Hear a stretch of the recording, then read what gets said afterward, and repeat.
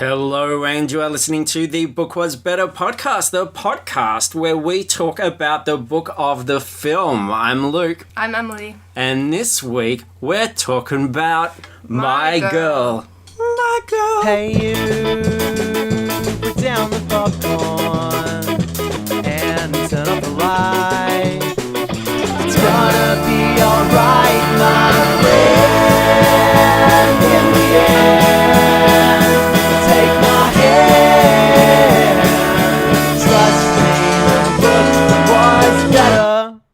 I hear you say, what could make me feel this way? Clearly, My Girl. Talking about My Girl, My Girl. How are you, Emily? Good, thanks. This is an absolute thrill to have a new... You have a new face on an audio show? Probably not. You have to voice. imagine your face. Yeah. What should they imagine? I don't know.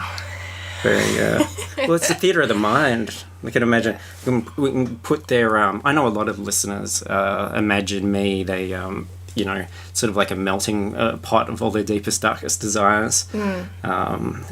Close themselves off in a room, put the headphones on, just like it's their quiet, relaxed time every week. Have a bit of a release. But yeah, Emily, this is great. Emily is someone that...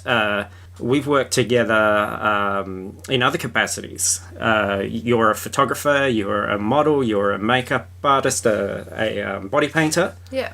So that's really cool. I really love it when these worlds collide. And I get to wrap someone up in some of the other madness when we've already worked with some other stuff. So that is very, very cool. And another little secret here about you, Emily. You're American, right? Yep, I'm from America. But this isn't a Skype thing. No. You're right here in the flesh. I live in Perth, but I'm from Indianapolis. From Indianapolis. And you've been here... Almost 4 years. Okay. So I've never seen an American in person before. I've only seen them on the big screen in movies and things. Yeah. So this is a really rare treat. Normally we do it on Skype, where there's that barrier, and I know they're not going to invade me, take my stuff, try and convert me to any sort of religion or anything like that. So this is really great. I'm putting my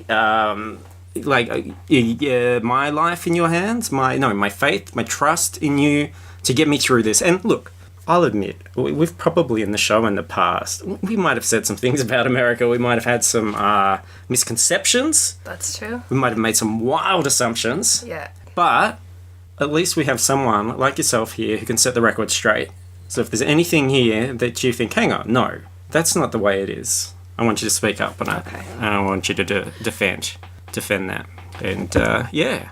And you were excited about My Girl, right? You chose this one. So why is that? What's the history there? I remember seeing this movie for the first time when I was maybe about 7 or 8. Yeah. And I just really liked it. I don't know, I guess I relate to the character, and I just like kind of coming of age stories generally. Yeah, and it's not a bad one. I actually read it while watching the film. I did both at the same time, which, I had to pause and write notes and things. But it's kind of interesting to see how they diverged. And that's one of the great things about having new voices on the show is that I've got this collection of books here that people have sent. It's huge. And the regular hosts have seen these books a billion times, and they're growing less and less excited about them. So it's really nice to send someone a list and go, what do you think? And you were like, I am My Girl or Beethoven's Second. And I'm like, great, I'd like to do either of those. And no one's been particularly excited about that. So that is really cool. So this is a film from 1991, I want to say. Yep. You just agreeing with me? Or you No, I think 91. that's true. Yeah, That's true. it's true. It is true. Yes. Macaulay Culkin, was this... It's his second movie. So after did- Uncle Buck. Actually, maybe...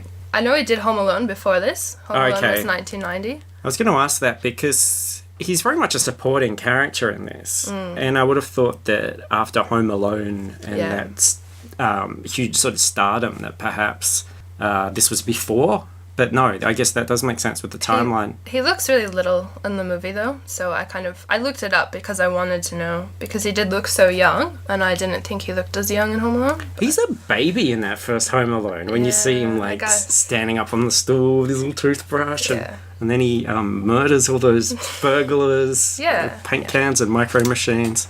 Yes. It's a classic. And Anna Chlumsky?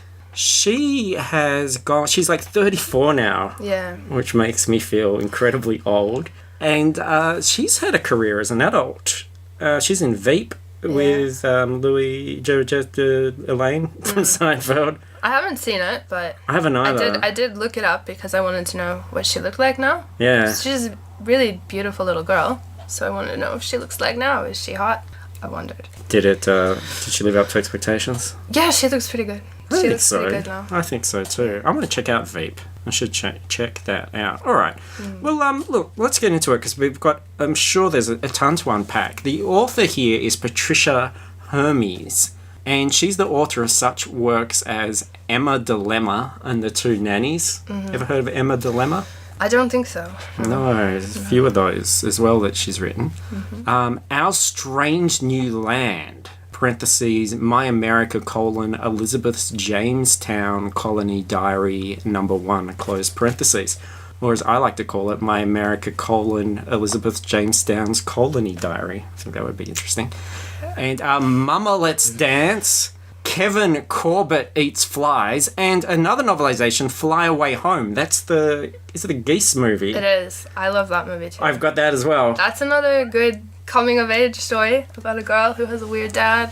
I kind of I don't know what it is. Like, last week we did Fantastic Four, and reading something like that feels like a real chore to me. I know there's so much stuff I have to get through that I'm not really going to enjoy, but these stories that are more grounded in reality and kind of aimed at kids are far easier reads, and I think there is something that reminds me of, like, reading Judy Blume books and stuff as a kid. Yeah. When I was getting my first period and stuff, I wanted to know more about how all that worked. Are you there, God? That's me, Luke. That sort of stuff. And Patricia Hermes certainly feels like an author that fits into that kind of box. Right. Fitting into Patricia Hermes' box. She also wrote a book called What If They Knew, and sometimes a title just intrigues me. Because I'm picking these up on Goodreads or whatever. Yeah. And I'm like, well, what if they knew what? What, Patricia? Tell me. Any guesses? Don't know. Is it werewolf, maybe? Probably werewolf. Probably werewolf, definitely. Werewolf. A 10-year-old girl staying with her grandparents for the summer is appalled to discover that her parents' prolonged stay abroad means that she must start in a new school and somehow hide the fact that she's an epileptic. I feel like there was another book we did at some point or talked about where a kid had to hide the fact that they had epilepsy. Whereas, like, I feel like everybody now wears all their, like, various problems and things as a badge of honour. That's true. I think if somebody had epilepsy now, everybody would know. They would tell everyone. Proud about it, kind of. They'd have a badge, they'd have a t-shirt, have a hat, make a song about it. Because, I mean, what if they knew that you had epilepsy? Like, that's the thing. Hate her. Bully her. Oh, I think it was diabetes. It was someone that didn't want the other girl. Oh, yeah, was that the babysitters? Yeah, it was, wasn't it? They didn't. It was like, oh God, what if they knew I had diabetes? Then, like for me, it's like everybody's got their own fucking problems. Yeah. It's like if someone else has got, you go great. And if like I've got a friend that's got diabetes, another friend that's got epilepsy. Chances are, odds wise, then I'm home free. I don't have to worry about those. But like, put your shit on me. Like, you guys handle that. That's fine. Yeah.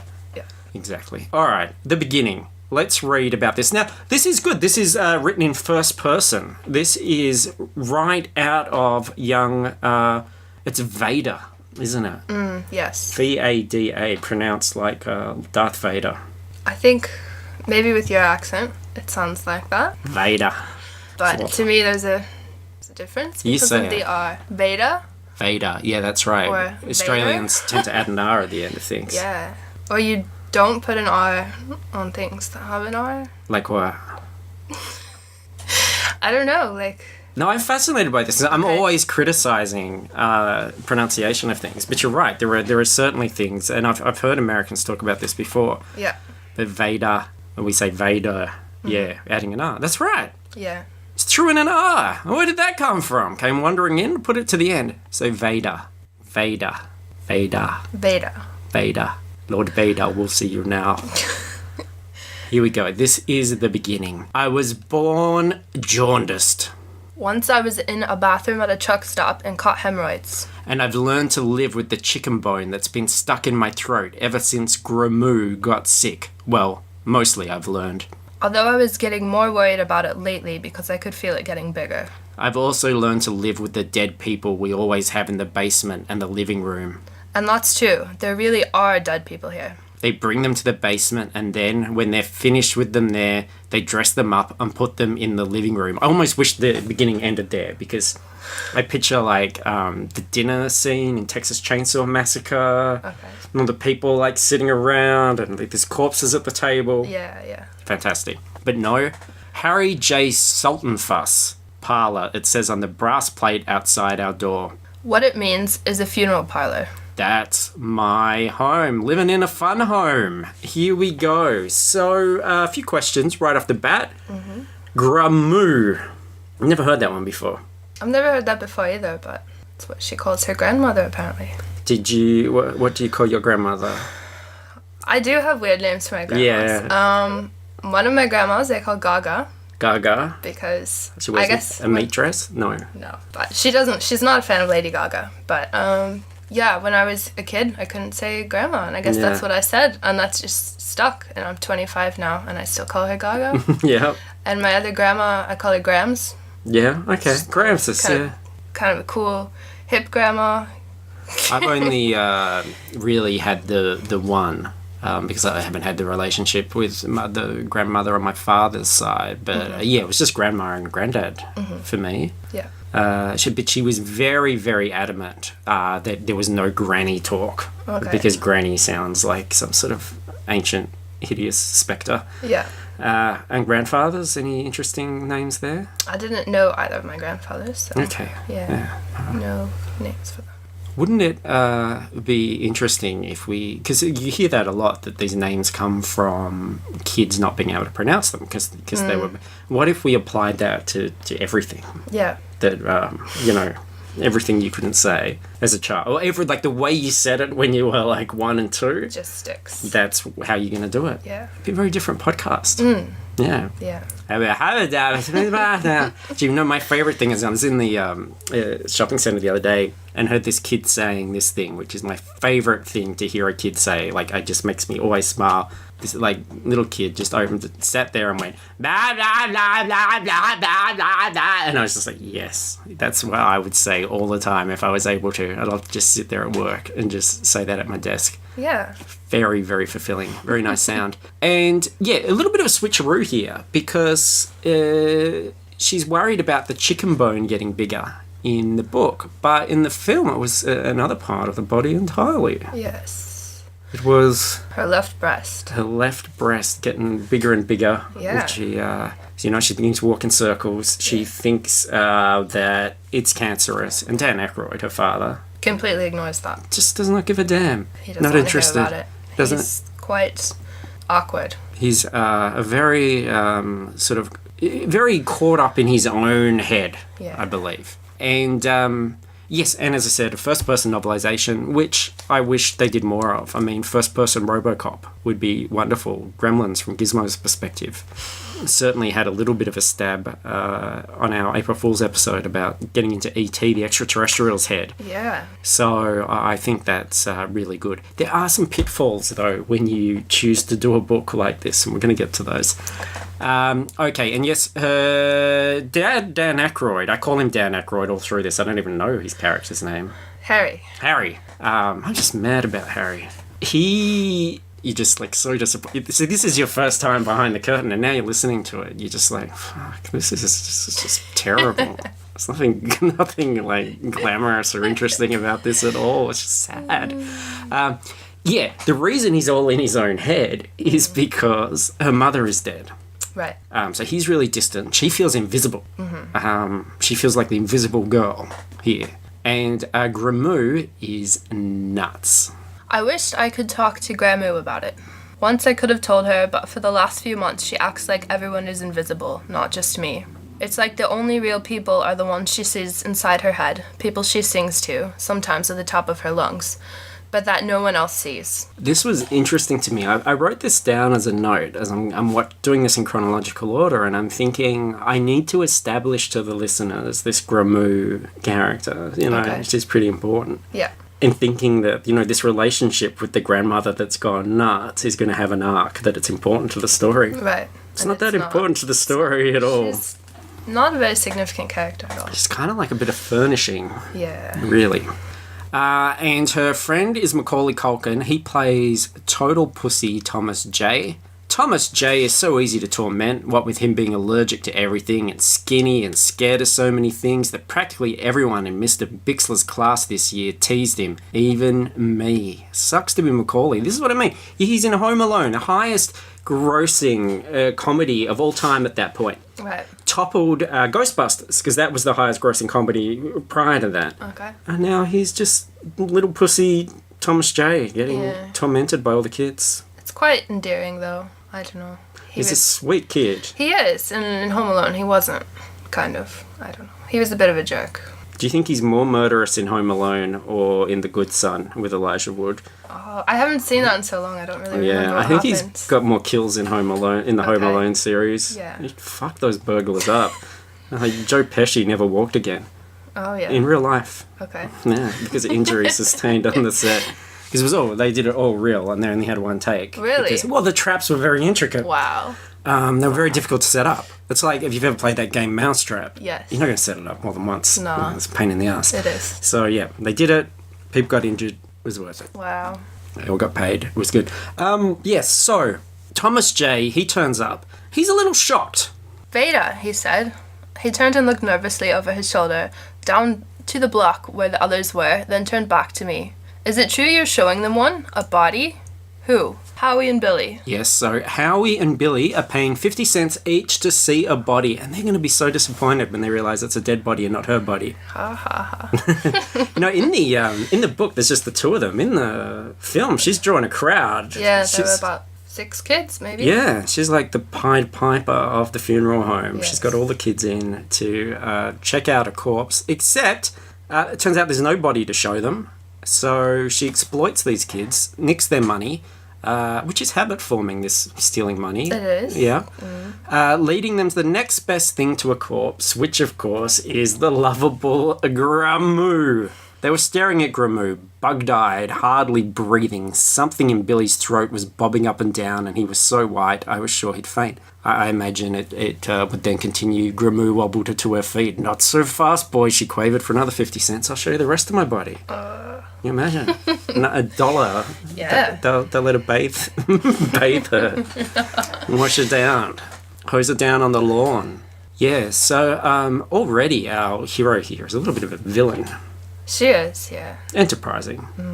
I do think that this is a better origin story for Vader than that whole Anakin, Hayden Christian thing that we saw. Yeah. I think she's a good candidate. Probably. Like, you saw what she looked like as an adult. What if, Luke took off the helmet and there was this beautiful blonde Anna Chlumsky, and she just fluffed out her hair, shook her head around. I'm trying to find the words. I'm miming it. You can't see me miming it, but I'm doing it while I'm failing to describe it.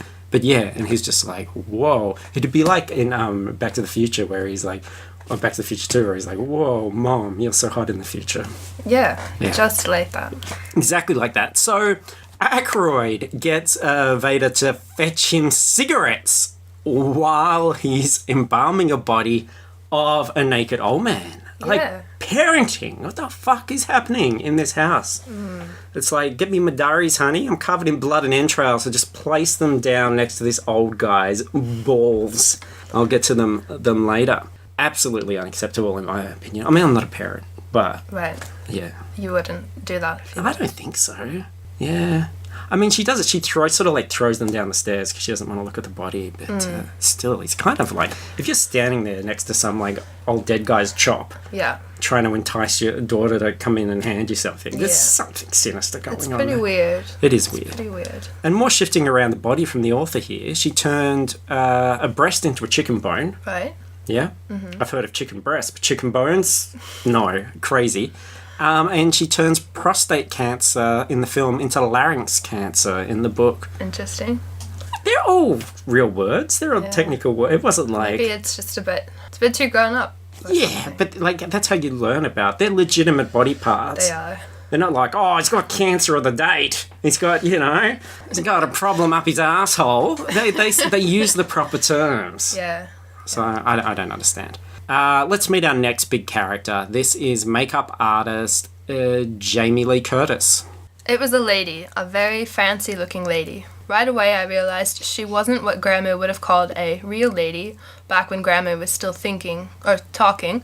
This lady had on tons of makeup, and her eyelids were smudged with so much dark stuff she looked like she'd been punched, and her earrings hung down to her shoulders practically. Her hair was frizzed out all over, and her dress was cut so low you could practically see all the way down the front of it. Yes, Jamie Lee Curtis's dress was cut so low you could almost see her penis. You remember that? Like those rumours back in the day? This is how... Oh, okay. If you've heard about the, like, Richard Gere thing? No. With the gerbil? No. There was, like, these rumours. This is all before the internet. Okay. These are, like, those kind of legends before you can prove anything. And when people had nothing else to do with their time but to make up idle gossip. Yeah. And there was a rumour that Richard Gere had a gerbil surgically removed from his bottom. I'm using proper terms now. Okay. Which is referenced in... If you've seen Reality Bites? No. With Winona Ryder, and they reference that. There's a line in there, something like, there's only so many times you can hear about the Richard Gere gerbil thing before you begin to wonder if it's true. Wow. And another one was that Jamie Lee Curtis is a hermaphrodite. Okay. Which is so insubstantial. I think it's because she was a woman with short hair, like maybe the first one ever in the world to have it. So it was like, wow, that's weird. I've heard that about Lady Gaga. You're right. But, yeah, not Jamie Lee Curtis. Well, there you go. So now we have the internet. We're not worried about those things anymore because we've seen everybody naked for one. Yes. But yeah. It's all good. And Jamie Lee is Shelley... I tell you what, like, Jamie Lee, an attractive woman, an accomplished actress, she gets paired up in movies with some pretty old dud dudes. Like... Yeah. Her love interests. John Cleese, Dan Aykroyd. Crazy. But yeah, she plays Shelley Devoto, a licensed you can do this one. Cosmetologist. Cosmetologist. That sounds spacey to me. Like a space. It does, because of Cosmos. Yeah. Do you think that she... She probably learned how to do makeup in space. Yeah, I reckon. I think, like, applying makeup over craters and things is really good. Good practice. Experience, yeah. And she's here for the job. She heard they wanted a makeup artist, but then she's like, what? This is a funeral parlour. I didn't realise this. But don't worry, she gets distracted by... Two men were getting out of the van and coming up to the house. They were carrying coffins. Small coffins. Smaller than I've ever seen before. Kid coffins! Which, coincidentally, just the right size for a young McCauley Culkin. Oh. I hope nothing happens to him. Hopefully not. In this film. He's I think so he'll be sweet. alright. Yeah. This film was kind of like when we did Ghost Dad, episode 50, there's this thing where you know that Bill Cosby's going to become a ghost. So they keep going, oh, is it here? Oh, is he going to fall down the stairs? Oh, is the elevator going to break? Oh, is he going to fall out the window? And you're like, is it now? Is it now? I felt like that watching this. I'm like, I know Macaulay Culkin's on borrowed time. And I'm like, is it here? Is it here? Is it going now? Yeah. She gets the job. And the salary, Shelley asked, $100 a week? Dad nodded. Wow. $100 a week. Now, interesting, the book does not point out that this story takes place in the 70s, which the film... It says it right in the beginning. Yeah. But then I think author Patricia Hermes, she was born in the 30s, so she probably thinks that this is a perfectly reasonable amount of pay. Probably. She's like, wow, well, that's I could imagine what I could do with $100 a week. Yeah. So Vada goes to see the doctor, convinced that she's dying, but the doctor tells her that she's full of shit. So she rides bikes with Thomas J, which seems like a really good time to make fun of him again. Thomas J is such a dork sometimes. Even though he's 11 like me, he looks about 8 because he's so skinny and little. And with his huge glasses magnifying his face, he looks like a perfect owl. He's also allergic to everything, which is one reason everybody teases him. He wore a wool sweater to school once, and his face blew up like a balloon. In the cafeteria, he has to have a special menu with no eggs or milk, and nothing with tomatoes or even ketchup on it. He can't even eat pizza. That is un-American. That's it. I was almost ready to slam this book down. Were you? Yeah, because I was like, okay, he can't eat pizza. Yeah. He can't eat milk and eggs, so like Twinkies, things like that. Are they milk and eggs? I feel like they're made in a factory with factory like farm? insulation and stuff. Yeah. I think they are. Yeah, like what options does he have to eat then? I just feel I can't like imagine. yeah, he must be surviving on pure willpower alone. Yeah. Just will. No wonder he's so weak. Yeah. Gotta get some pizza into it. Some burgers. I think some burgers are going to pop up in this story. I'm pretty excited about that. An 11-year-old Vada has a crush on her dreamy teacher. Mr. Bixler, he's the best teacher I've ever had. He's young and not married and really good looking. If I were going to live, I think I'd like to marry Mr. Bixler. And considering all the other wildly inappropriate things that are currently going on in our house, I was really feeling, encountering this for the first time, that I thought that was going to be the story. Like Act 2, Yeah. Aykroyd goes, yep, you have my permission. Yeah. She needs somebody to pay attention to her. She might as well get married to her teacher. That's right. Yeah. Have a baby, all that sort of stuff. Yeah. They get married on the sacrificial dead body altar downstairs. I just Sounds thought very romantic. this was going, there is a point here where you think that this is one of those serial killer origin stories. Mr. Bixler is teaching a poetry class in the holidays. It costs $35. That's nearly half a week's wages. That's a lot. It is. But Vada really wants to do it. Maybe I could even write a poem for Mr. Bixler. Tell him I was dying. It could be very romantic. Yeah, so definitely some young love blossoming. Look, this book, it's not poorly written, and it really does pad out a lot of the stuff from the film. And what I liked about it, and it's rare with novelizations, is that this feels like a standalone story to me. Like, if you read it, you would feel like it could absolutely exist, regardless of whether there was a movie or not. And that's very rare that happens. Yeah. And there's a lot of extra dialogue packed into many of the scenes, none of it particularly groundbreaking, but it makes the film feel like a tightly condensed version of this story. Like, I felt like the book kind of feels like the first draft, and the film's like the nice tight edit of the same story. Okay. But it's rearranged all over the place. Like, watching the movie at the same time, there are so many scenes that happen, 4 scenes earlier than in the film. Okay. And of course, this is the thing when you do first person, you can't tell any of the scenes where that character's not in it.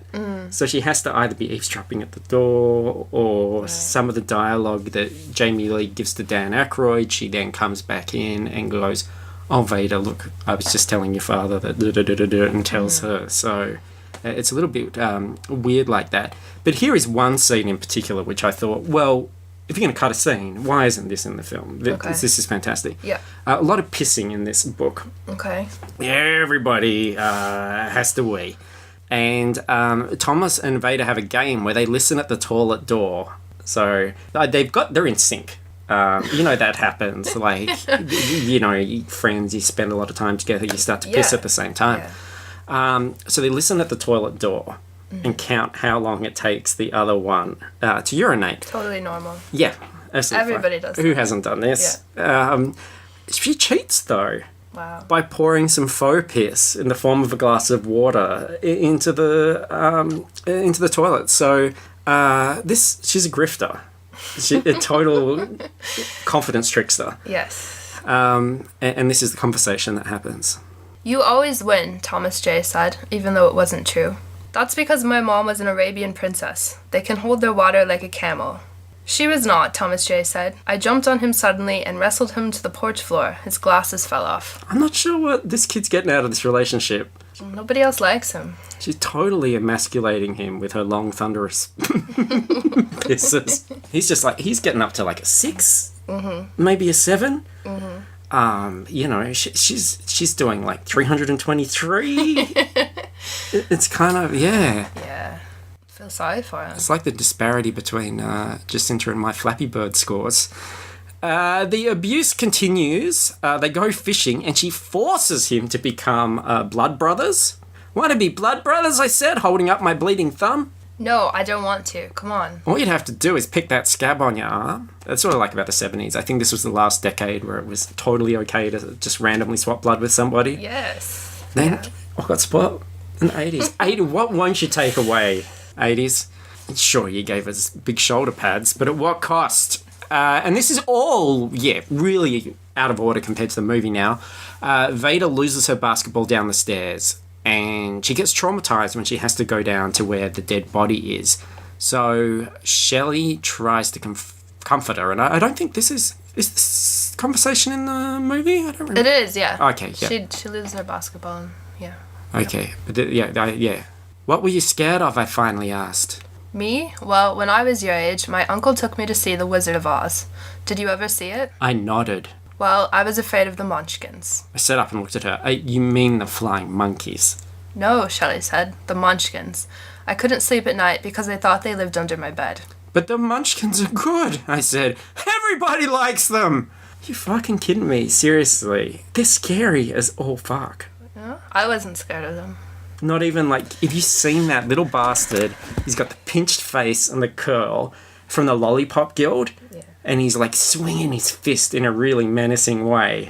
And he's like, we represent the Lollipop Guild, the Lollipop Guild, the Lollipop Guild. And I was like, shit, he's way more terrifying than the witch. I guess a bit. Or her monkeys. Luckily, her father is just invested in some Munchkin-sized coffins because if the Munchkins attack. And so maybe that's what this movie's going to be about. Yeah. Like that setup, it's foreshadowing. It's like those Leprechaun movies. It's going to be Warwick Davis dressed as a Lollipop Guild member. We represent the Lollipop. It's just going to fight them. They're going to be all in their little coffins. It's going to turn into a funny horror comedy. Yes. I live in hope. She still needs this $35. And Dad's like, nah. There's no way. That's a lot of money. Mm-hmm. Finally, I had an idea. Not a money idea, but maybe a place to get an idea. Uncle Phil. He has lots of money and he's always coming up with schemes to get more. Mostly they involve women. At least that's what Dad says. But maybe he'd have an idea that would work for me. So, okay, here we go. So, Uncle Phil's pimp skills plus Shelley's hooker makeup. You have that $35 in no time. Good thinking. Yeah. Yeah. Maybe that's what this film is about. I get so many great theories, Emily. Yeah. I seem convinced. But I think that's maybe where it's going. It probably. I mean, you've seen it. You know. But I'm just... what I love about it is it's awash with possibilities. Mm-hmm. Some alternate reality versions of this film which go off in these directions. Also, did you know that Uncle Phil is a vampire? No. As I watched, he settled into the casket, sliding down, smiling as he nestled his head onto a pink satin pillow. I shuddered, but I said, okay, night. Nighty-night, he said, smiling. I went out and shut the door behind me. As I turned, I saw him pull the lid halfway down over himself. This also doesn't get followed up on at any point. It's just... And that's not in the movie. Quirky, yeah. I don't think Uncle Phil's really much of a character at all. He's less of a character than Grandma is in the movie. He does get referred to as a womanizer in the movie, but you don't actually see any evidence of that. And certainly he doesn't really look like he's especially a ladies' man. Yeah. You never know. So he's the quiet ones that sleep in coffins. Yes.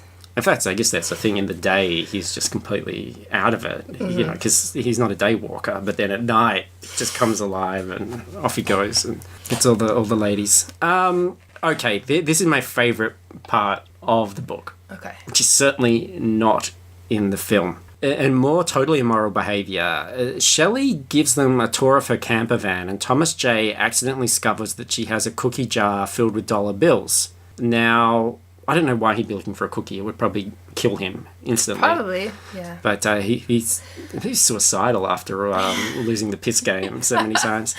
But Vada is like, you guys go outside. Don't wait for me. I'm going to take one of my marathon racehorse pisses. Uh-huh. So, you know, next 3 hours or so, Yeah. I'm out. But then she steals the money. She steals Jamie Lee Curtis's money from the jar. And she has a really super weird way of rationalizing this. According to the book, this is what's going through her head.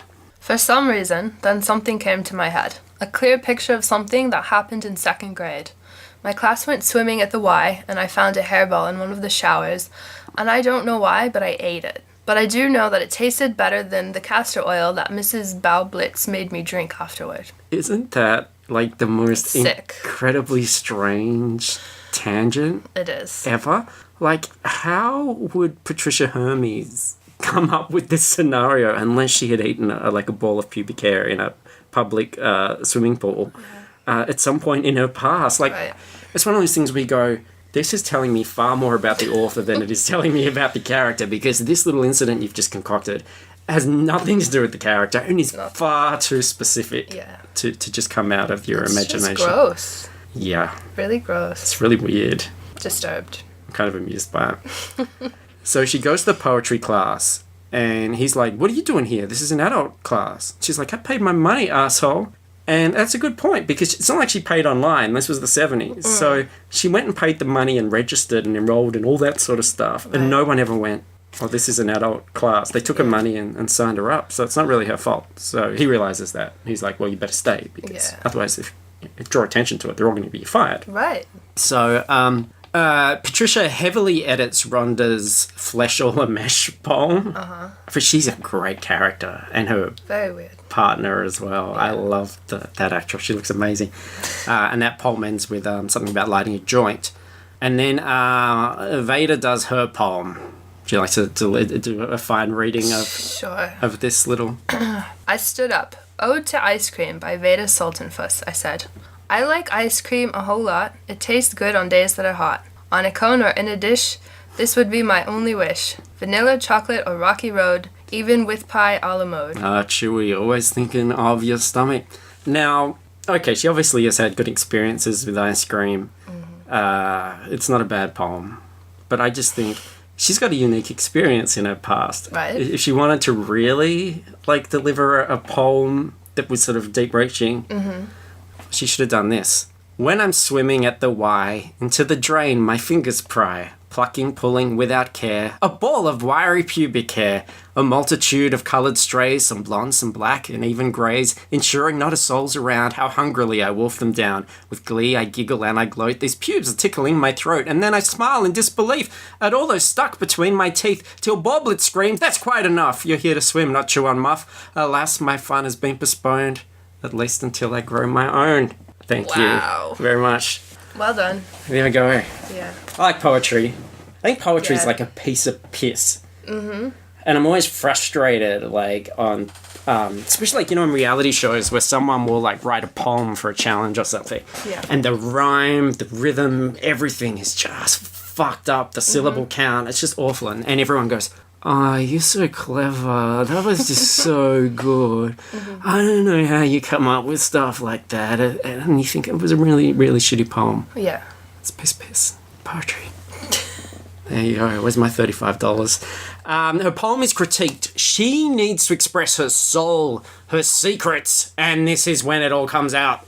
Good thing I'd never be a poet. How could I write about the really big secret that I'm afraid I might have killed my mother? It totally is a serial killer story. It is. It's got all the signs. Wow. It's like Hannibal. Yeah. But with a young girl. 11-year-old Hannibal. 11-year-old female Hannibal. Yeah. Yeah. Didn't turn out it was tucked between her legs the whole time. It was really a boy. That was Dan Aykroyd's secret. But before we do get our answers about how she brutally murdered her mother, we have another crisis. Dan Aykroyd is falling for Shelley. Oh, no. Wow. I did not want him going out with Shelley. I mean, I like her and all, but I did not want him liking her. Not liking her so much that he wanted to be with her and not me. I ran to my room to work on a plan. And I feel like if she murdered Shelley, she's not going to have to pay back the money either, and that solves two problems. It does. So I think that's fine. I think if this was like a sort of like a Coen Brothers film or something, she might start, plotting this. She's actually... intricate murder. She would be making money for her family if she killed Shelley, because then the funeral would be there at the funeral parlor. It is true. And her dad would be, making money from that. And he would be $100 a week richer as well, because he wouldn't have to pay her. That too. And he wasn't happy with her work anyway. Like in the film, he doesn't think she does a very good job. It was very 80s, or not 80s, but I guess 70s. Well, it was very, very... It's very blue eyeshadow. It's very avant-garde if it was 80s. She was ahead of her time. Yeah, she was. Maybe she had a time machine. All these plot threads that are unexplored. So, Aykroyd takes Shelley out. Vada pulls Thomas J out of bed so they can go and crash what sounds to me like the hottest of all hot dates. We ran all the way to the church hall. They always set up a big tent for bingo, and Thomas J and I went to the tent door and peeked in. People were already playing. You hear about like 70s sex parties, things like that. No, bingo in the church hall is where it really was at. Yeah. He'd just like go legs 11 and like raise his eyebrows seductively at her. Mm-hmm. And she'd be like two little ducks. So good. But I noticed that at Dad's table, the old ladies were only halfway playing their cards. Mostly they were staring at Dad and Shelley. Staring just like me, because Dad and Shelley were acting like jerks. Shelley kept blinking up at Dad, inching closer to him like she wanted to get inside his pocket. Surely it's the other way around. Hot pockets. But don't worry. Before anybody's pocket can be penetrated, Vada yells out a false bingo that leads to all these old coffin dodgers. They get in a battle, they're arguing, they're fighting, it's chaos. But Dan's cock cannot be blocked. Dan and Shelley go home and they have a dance in front of her camper. They danced and danced. Dad's arms wrapped tight around Shelley, her looking up into his face. I don't type this very well. From my room, I couldn't see the look on her face, but I bet I knew. All moony, goopy, like she'd look back at the bingo tent. Yes, the moony and goopy Jamie Lee Curtis. Two great adjectives to have yourself described. Moony and goopy. Yeah. And the moony goopy romance continues on to the 4th of July. Here are the things we've been missing for a while. When it was finally night and time for a picnic, Dad cooked hamburgers and hot dogs on the grill. Greatest country in the world, because why should you have to choose? That's what I say. Like, why not have both? Usually you'd pick, though, just from my experience of going to 4th of July parties. They do both because some people prefer one or the other. Yeah. So, yeah, but they're both like... But some people will have both. It's just the shape, though, isn't it, really? The shape? Well, I mean, like, they're both kind of like ground mixed mystery meat. Yeah, that's true. Yeah. I think maybe Dan was having a burger that night and Shelley was having a hot dog. Look, Vada is totally into the celebrations when two angry men turn up, one of which wants to take Shelley's camper because he's convinced it's a mutual asset. He's their ex. Vada can't stop thinking about celebrating America. She's just so patriotic. Stars, stripes in her eyes. Mm-hmm. Uncle Phil was smiling a little. He leaned close to Dad. I don't think those two have a good relationship, he said quietly. Can I eat Shelley's hot dog, I said. Yeah, just laser focused. And then Dan Aykroyd punches the shit out of Shelley's ex-husband, which I thought was a very 4th of July thing to do. I just thought, like, yeah, that's it. Like, why? He doesn't know this guy. Yeah. He doesn't know their backstory. Yeah. He doesn't know their legal, financial arrangements, anything like that. Mm-hmm. But he's like, judge, jury, executioner, smack. Happy 4th of July, motherfucker.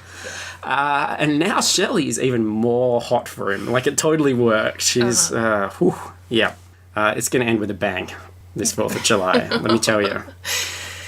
So, it leaves Vada with a broken heart.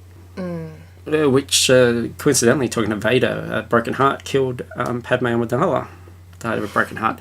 Another trip to the doctor, and I thought, let's just alleviate all of that sadness with some out-of-context comedy corner. Thomas J was squirting everything in sight. Trees, flowers, even the dog.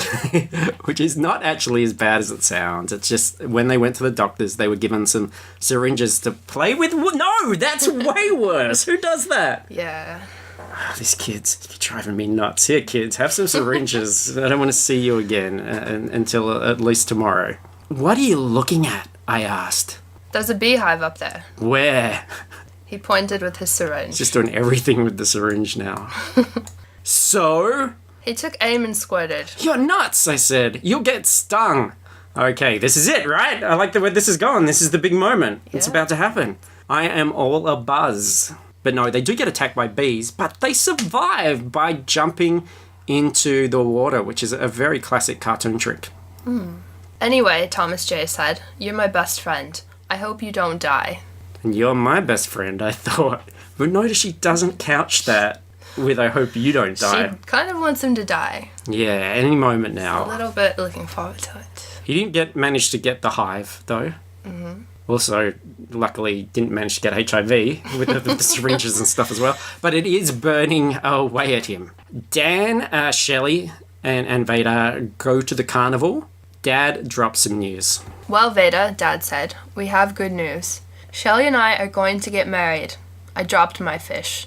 Married, they were going to get married. When Vada finds out we're going to get married, she's totally going to drop her fish. When your dad comes home and sees what your kids have done to the house, he is going to drop his fish. Love it. And this is her reaction. I charged at her full speed. Bam! She looked surprised. I rammed her again and again. Okay, they are actually on bumper cars, but I do like the out of context version better, where she just goes nuts, hulks out. Yes. Starts ramming into Jamie Lee Curtis. More peeing. I went in the bathroom to pee, and that's when I saw her. Oh no, I was bleeding, dying. The cancer had spread. I could hardly move for a minute. My pants, there was blood everywhere. So Vada is so furious about her dad's impending nuptials that she's literally pissing blood. Mm-hmm. This is the rage that she's in front of her eyes. She's just surrounded by this cloud, this red mist. Yeah. Furious. Clearly, that's what's happening. But ironically, it seems like Thomas J is the one who's getting the curse, because when he tries to lure Vada out of the house, and I do love this line in both the book and the film, very, very clever. Go away, I said. Go away. Go and don't come back for 5 to 7 days. And I slammed the window down hard. Thomas is alone. I actually thought, again, this is it. I thought the fact that she gets her period means she doesn't play with Thomas, so he goes and plays by himself and he gets killed. No, didn't turn out that way. The film's harsher than this. In this, she says it out the window and slams the window. In the film, she pushes him out the door and onto his back. Yeah. Pushes him down the stairs. Yeah, just turfs him down the stairs. And they live on the 4th floor, and he just rolls down all these stairs. It's like a skinny version of the boulder from Raiders of the Lost Ark. Very frightening. And his bones are like chalk, so it was really, really sad. Yes. But no hive yet. Days pass. Vada and Thomas end up deciding to kiss each other because they want to see what the big deal is. I closed my eyes too, then bent over and kissed him right on the lips. He kissed back, really pressed his lips on mine hard. It felt like I pulled away from him.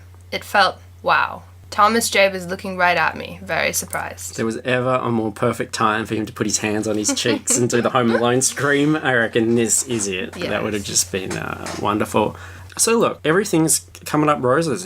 Things are looking pretty fantastic right now. She's a woman. Mm-hmm. She's in love. Mm-hmm. She's writing poems. Everything's just perfect. But then Dan Aykroyd comes into Vada's room to drop some very troubling news. Vada, Dad said. He stopped and put both hands over his face, then straightened up, cleared his throat, and started again. Vada, something's happened to Thomas J. He stepped on a beehive last night. Oh, shit. I pulled away from him. Too many what? I said, my throat so tight it would surely burst. Too many what? Bees. Too many bees. Thomas J is dead. He's dead, Vada. No, I said. You liar. Dead. He's dead, Vader. Now, this is some really fucked up Bridge to Terabithia shit right here. And I got to admit, like, we're joking about it now, but watching the film, reading the book, seeing the way she handles this grief, seeing the way that Patricia Hermes gets into her head and deals with the sort of... it's quite affecting. Did you cry? Yeah, maybe a little bit. I was a little bit glassy-eyed. Yeah. Let's put it that way. It's hard not to cry. It's something in my... Serious. Something in my... I might cry now. Are you? I think I'm going to. Don't think about it too much. Just think about that ball of pubic hair she ate, and then I won't feel sorry for her anymore. Yeah. All right. So, yeah, she goes on a murder rampage. Not Thomas J, no. I picked up the fishbowl, turned, and dumped it all over Dad's shoes, all over the floor, fish and all. My fish would die, right there on the floor. I ducked under Dad's arms and ran from the room. My fish was dead. I had killed it. My fish was dead. When she goes into this traumatic thing as well, all the sentences are like this. Like, they're all short, sharp sentences. There's a new... each one's on a new line. It almost becomes like Dr. Seuss or something. One fish, dead fish, dad fish, shoe fish. She rationalizes it all in her head. Thomas J, you jerk. You went back to the beehive. I told you not to. Dork, jerk, retard. What'd you do that for? She's got a point, to be fair. So the funeral happens. Where was he now? Were there really horses for him to ride in heaven? Would he be able to ride? And what if he was allergic to them? Holy shit, I didn't even think about that. Can you die twice? Like, what if he died then and then he had to go to a different... Another level heaven? Second level heaven. I've heard of seventh heaven, but second level heaven? What? So while I can't give you an answer to why Reverend Mars went on, I can tell you that God has chosen Thomas for some very special purpose. Oh, well, that's comforting. Yeah. Yeah, that's good.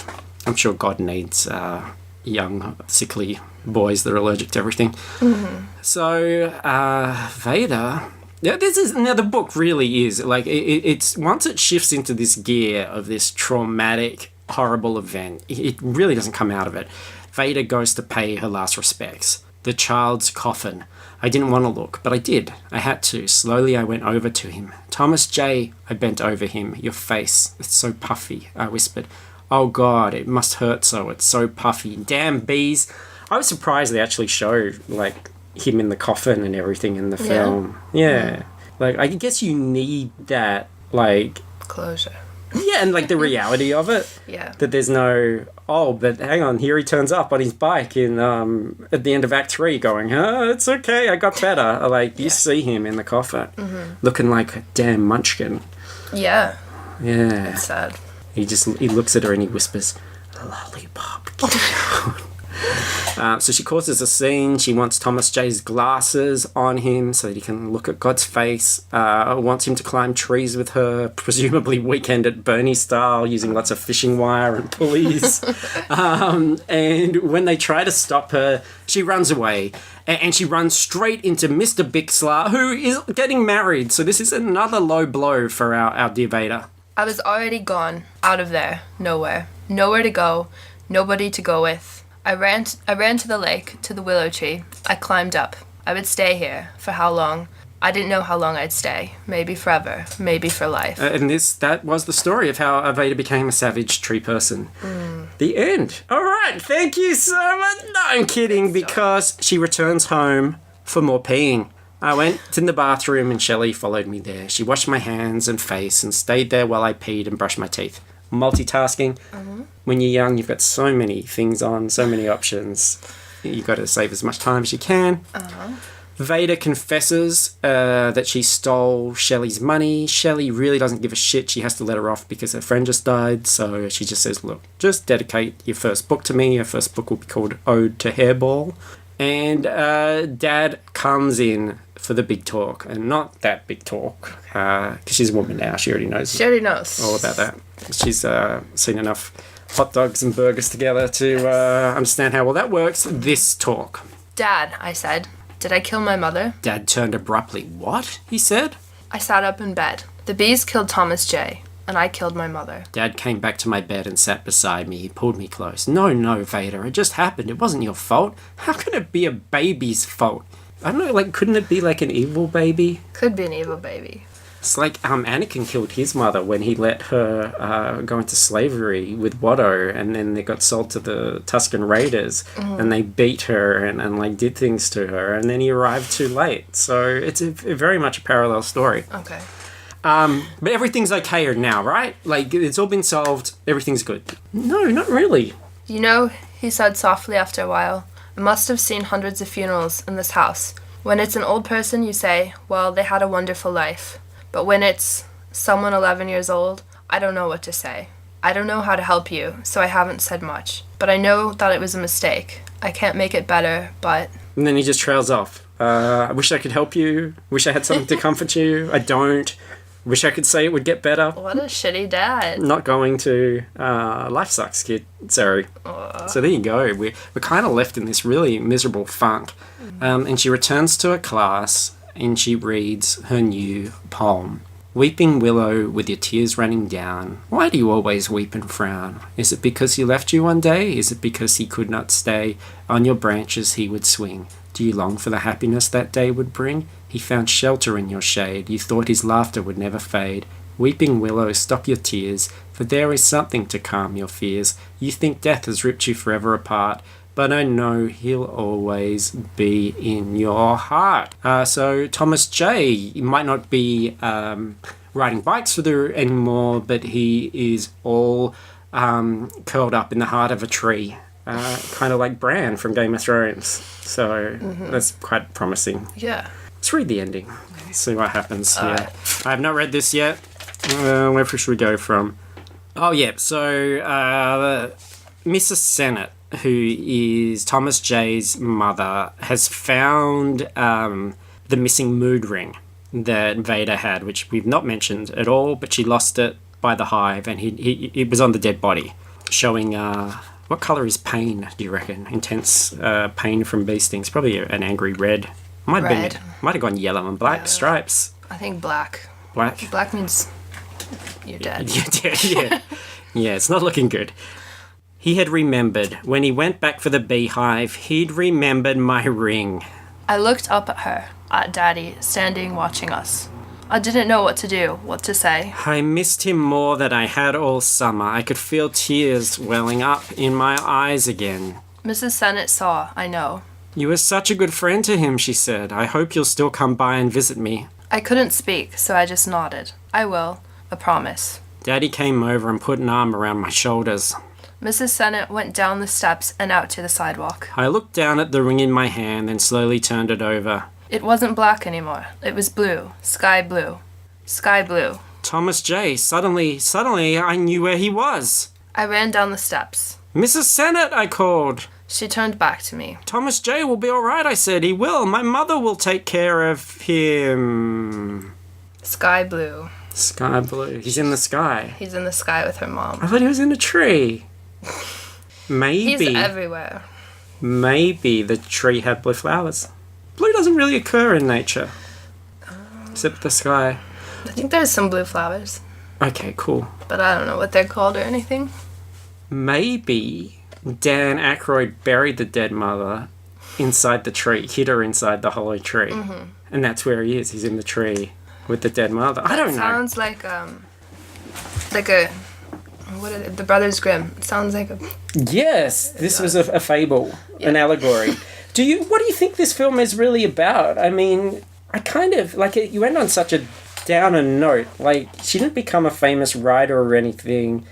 Like, her dad got engaged and a friend died. It's just about, like, teaching kids that people die and acceptance and... I don't know. Like, in the movie, it goes on a bit further than that. Like, she ends up making friends with another girl, and I don't know. There's a bit of, like, an epilogue, sort of, in the movie where she says what happens to her, and she's fine. I think she says the chicken bone's gone or something like that, so it's like... It was that, so she's always had this guilt about her mother's death. It's been this thing where she's been troubled by death, but then having to come to terms with the death of a friend sort of frees her from that worry. Seems that way. I like the, if you do watch this, just to see if everything we said was true, stick around till after the credits, where you do see Thomas J's grave and his little hand pops out just at the end. Because there is a My Girl too. There is, yeah. Yeah. Yeah, which is a very terrifying horror film. So, I've got to ask you, Emily, because I always do, was the book better? I think the movie was better. The movie is better. Because you've got those great kid performances. Yeah. And the soundtrack? Very good soundtrack. Yeah. And that's the great thing. Like, the book can't uplift you in the same way, because when the book ends, you don't have that boom, boom, boom, boom, boom, boom, boom, boom, and you go, My Girl. You've been waiting for that the whole movie. Like, when is the song gonna happen? And you smile, and you're like, everything's fine. And when it's cold outside, we've got the month of May, very hemisphere specific. But yeah, so there you go. I'm going to read a couple of quick Amazon reviews, just some little bits and pieces. This is a good book. It's about a girl who is trying to find her place in the world and who she is. Thomas J helps her too. Her mother died when she was a baby. Great review. Yes, A+. Gives us a lot to go on. What about this one? One day Shelley comes in and ends up working for Vada's dad. Their marriage takes Vada by surprise, and when her best friend gets stung by bees, she learns to cope with Shelley, even though she doesn't have her best friend to always ride bikes and play with her anymore. True. So, gained a new mom, but lost a bike riding partner. Fair enough trade? Sure. Probably. And last one. This book is awesome. I love the movie, and this book is almost as good. It makes the death of Thomas J not so sad. I like this book. Every time you read this book, you feel as if you were Vada Sultan Fuss. So yeah, I did. I did. You? I had all those ups and downs, or the roller coaster ride of sort of coming to terms with my blossoming womanhood. Good. Good. And I actually think by the end of it, my left breast is a little bigger. Think of that what you will. So there you go, Emily. As easy as that. That's all there is to it. It's a piece of piss. Cool. Did you enjoy it? Yeah, I did. Yeah? It's fun. It's fun. And if you enjoyed it, dear listener, you can listen to the other shows like FP Cast every Monday. Scarjo Jojo is coming back. I just played video games instead of doing it. But America only just got the Blu-ray, so give me a break. And thanks so much to our Patreon supporters. You guys are the most excellent people ever. You can find out everything we're doing at www.fruitlesspursuits.com. And please join the discussion on our Facebook page. We have some fun times then, and we also sometimes do some events. We're going to another quiz night. It's going to be a lot of fun. So, thanks so much, and particularly, really thanks to you, Emily. I know it's quite daunting to come in the first time, even though we're just like sitting in the room talking, which we've done a billion times before. It feels weird with these belligerent strangers listening. It does. Yeah. But thank you for having me. No, thank you. And do you want anything else you want to say, plug, do? No, I can't think of anything. No? No. Your work's great. I think people should look at your work. Thank you. But yeah. And yeah. So, did you know the thing? Do you want to say the thing, the ending thing? Sure. Okay. It's Catch you on the flips. Sathura. I said Thura last time. No one picked it up. Fuckers. That's Space Jumanji. It sucks.